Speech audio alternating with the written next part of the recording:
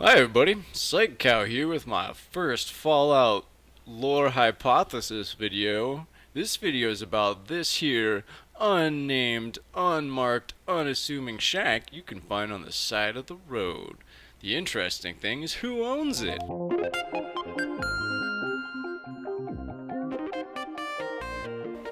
This shack is found just southeasterly along this road here of Oberlin Station.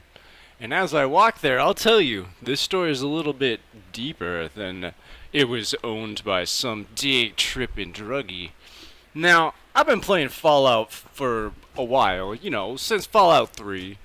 And even back then, I was against using drugs in the game because I don't like taking debuffs when I can just shoot someone in the face with a legendary weapon and win.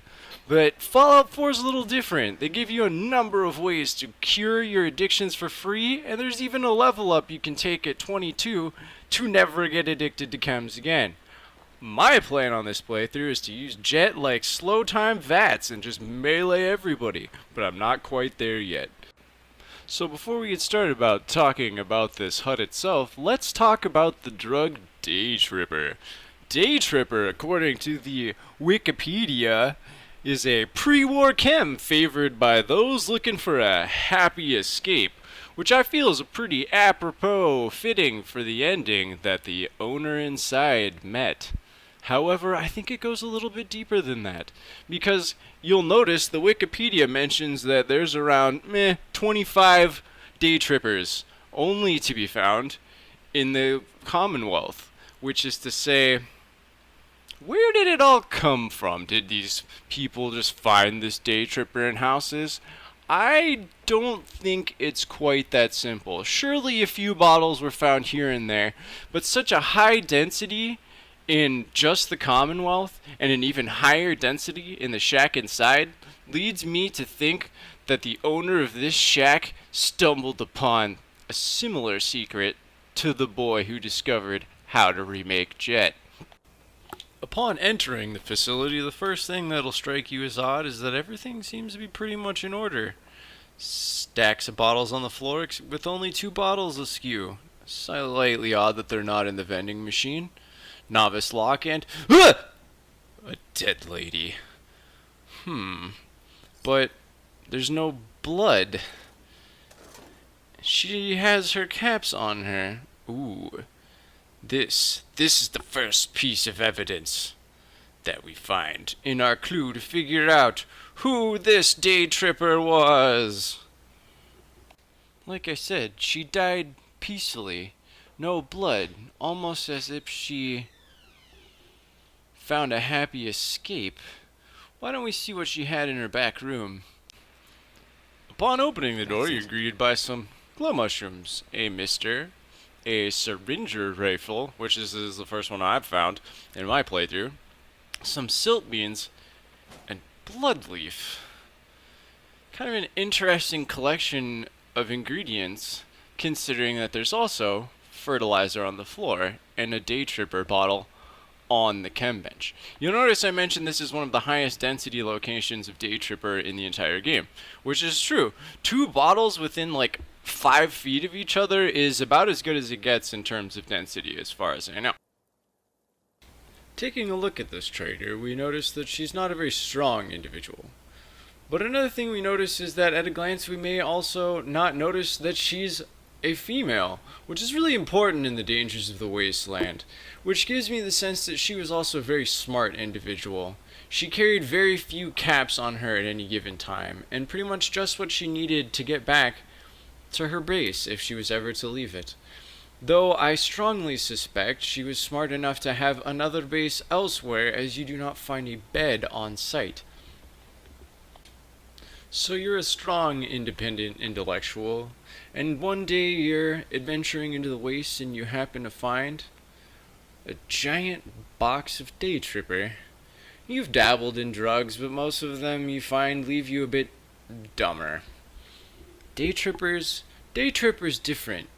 There's no immediate euphoria, but there's just something about being better that feels better. So, you use it. All of a sudden, you're thriving, crap shack of a vegetable store is now a booming crap shack of a vegetable store. But you have a problem. You have caps, but a dwindling supply of what you love. Day tripper. So you invest in a chem bench. You walk around, you think about things, you look at all the various ingredients for how to make drugs that you've encountered from talking to traders. You think, you put your head against the door and you think some more, and yet it doesn't seem to click. Because keep in mind, this stuff makes you luckier, not smarter. So she goes out, she starts collecting anything and everything. Why is that? Because it dawns on her. The Berserk syringe is a key ingredient in one of the best chems in the entire wasteland, and yet it is not a chem in and of itself. Maybe on top of that, she has an excess supply of bloodleaf and siltbean. You may know from wandering around the area that it's pretty much everywhere, and you may also know from cooking that it's pretty much in nothing. So you have an excess of worthless ingredients, and maybe you take a look at some of the hocus pocus you've learned. You look at the herbal recipes and you say, these herbal recipes are pretty effective, and glow mushrooms are in pretty much all of them. What if the glow mushroom is the key to this enhanced state of mind I'm looking for? So you throw the mushroom into your chem bench with your excess bloodleaf and useless siltbean, and you mish it up, you chem it up, and into your crucible you have, well, obviously pills. This stuff doesn't come bottled. So you try it. The effects are similar. Not quite as potent. Maybe if you were to describe it, it's a +1 luck, +1 charisma. Maybe even no side effects. But you know what? It's a start. So you grow these individual ingredients on hand. You start tweaking the ratios of hydration and water and all of that. Maybe one day your beaker actually has what you think is Day Tripper in it. All the effects are there. Everything feels like it should. So you bottle it. Because what do you have? Lots and lots of empty Day Tripper bottles. So, maybe it was luck that helped her find the ingredients to make Day Tripper. Maybe she never did. Maybe this was just her best guess. Who knows?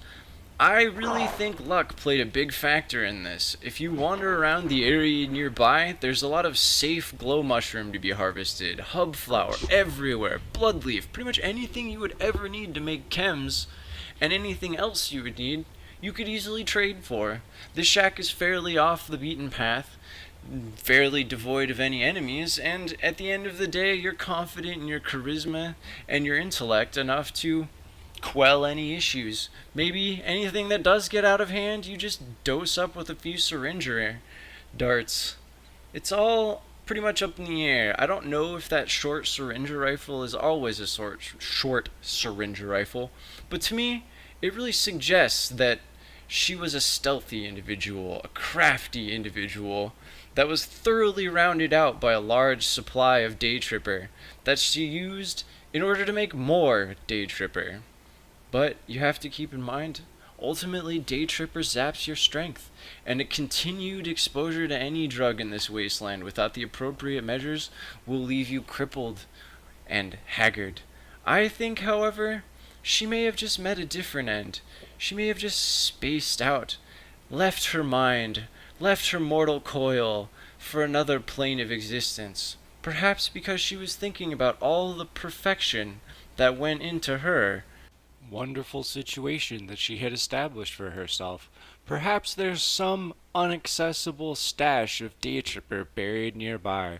Maybe even just a stash of empty Day Tripper bottles. Who really knows what happened at this place?